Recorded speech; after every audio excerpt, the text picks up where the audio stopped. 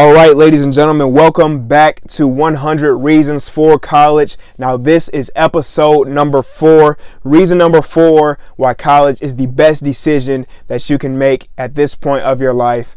And that is because knowledge is power. That's right, ladies and gentlemen, knowledge is power. Okay, so I know we hear this phrase being thrown around like all the time, that knowledge is power. You've probably heard it from your teachers, from your parents, from librarians. I don't know. You've probably heard it a million different places. But this is the absolute truth, right? Okay, so what does this exactly mean that knowledge is power? All right, so I want you to think about a boxing match, okay? And let's say that you have two contenders in the ring, okay? You have Mike Tyson in one corner, right? He's an experienced fighter. He's a great guy. He's got a lot of size to him. He's obviously got a lot of power in his punches, right? He's got a lot of power in his punches. And then in the other corner, all right, we have a guy named John Anderson. All right, and this guy, John Anderson, he's a decent fighter. He has a lot of experience in the ring, right? And he talks a big game, but in his punch is not as much power. Okay, so we have these two guys and they're in the ring and they're facing off. Now, who would you expect to win this battle? Who would you expect to win this match? Mike Tyson, who's got a powerful punch, right? Obviously, he has the physical capability and the power to knock this guy out, versus John Anderson, who has the big talk, right? And maybe he's won his last 4 or 5 boxing matches, so maybe he thinks he's got a good shot at this one.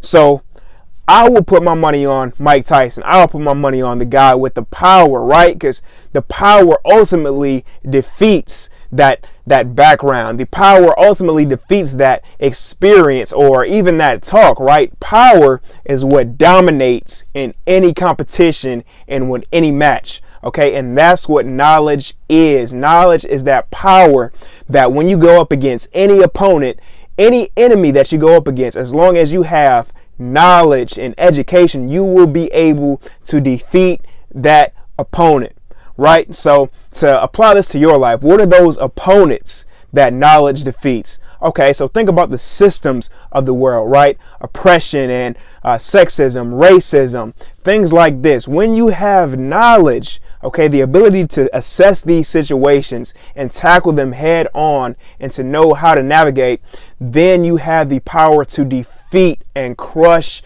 these opponents every single time. All right, so what's another example where knowledge is power? All right, so say you're competing against a pool of other applicants for a job or for a position, okay, and all of these applicants have a lot of experience and maybe they've grew up in an affluent area or something like that. But if you on the other hand have the knowledge and the skill and the ability to really get the job done because of what you know, then every single time you're going to beat them, right? Every single time you're going to get the job done better than them, no matter how much experience they might have. So that's what that means, that knowledge is power. And college is the place for you to absorb so much knowledge. It's almost ridiculous. Okay, so if you see college as a gym, right, you're going to come out of that guy looking like Arnold Schwarzenegger, okay?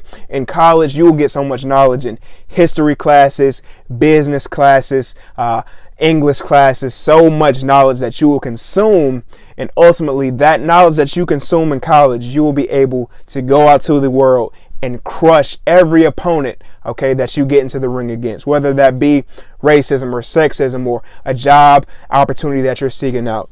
So go to college, get that knowledge. That's right, go to college and get that knowledge. Reason number 4 why you should go to college is because knowledge is power.